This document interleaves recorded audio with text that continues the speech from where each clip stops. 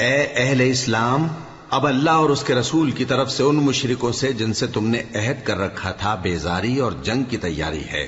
سو مشرکو، تم زمین میں 4 مہینے چل پھر لو اور جان رکھو کہ تم اللہ کو عاجز نہ کر سکو گے، اور یہ بھی کہ اللہ کافروں کو رسوا کرنے والا ہے۔ اور حج اکبر کے دن اللہ اور اس کے رسول کی طرف سے لوگوں کو آگاہ کیا جاتا ہے کہ اللہ مشرکوں سے بیزار ہے اور اس کا رسول بھی۔ اب اگر تم توبہ کر لو تو تمہارے حق میں بہتر ہے، اور اگر نہ مانو تو جان رکھو کہ تم اللہ کو ہرا نہیں سکو گے۔ اور اے پیغمبر، کافروں کو دکھ دینے والے عذاب کی خبر سنا دو۔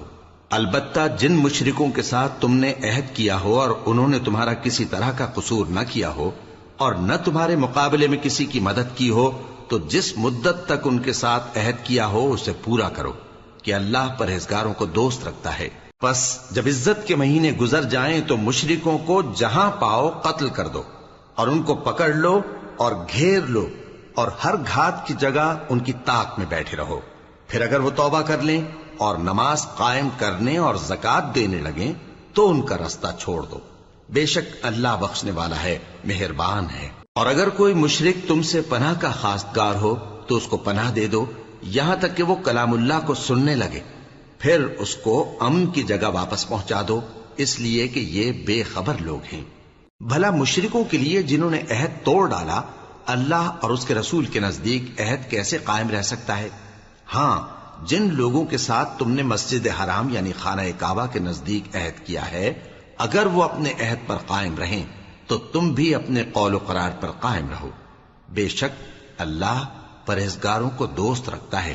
بھلا ان سے عہد کیوں کر پورا کیا جائے جب ان کا یہ حال ہے کہ اگر تم پر غلبہ پالیں تو نہ قرابت کا لحاظ کریں نہ عہد کا۔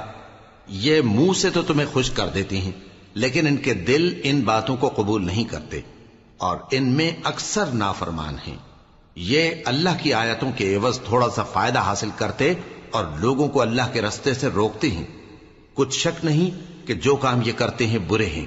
یہ لوگ کسی مومن کے حق میں نہ تو رشتہ داری کا پاس کرتے ہیں نہ عہد کا، اور یہ حد سے تجاوز کرنے والے ہیں۔ اب اگر یہ توبہ کر لیں اور نماز پڑھنے اور زکوٰۃ دینے لگیں تو دین میں تمہارے بھائی ہیں، اور سمجھنے والے لوگوں کے لیے ہم اپنی آیتیں کھول کھول کر بیان کرتے ہیں۔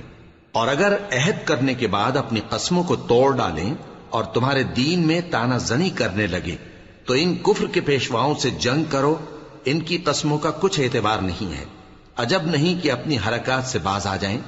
بھلا تم ایسے لوگوں سے کیوں نہ لڑو جنہوں نے اپنی قسموں کو توڑ ڈالا اور پیغمبر کو وطن سے نکالنے کا ارادہ کر لیا، اور انہوں نے تم سے عہد شکنی کی ابتدا کی۔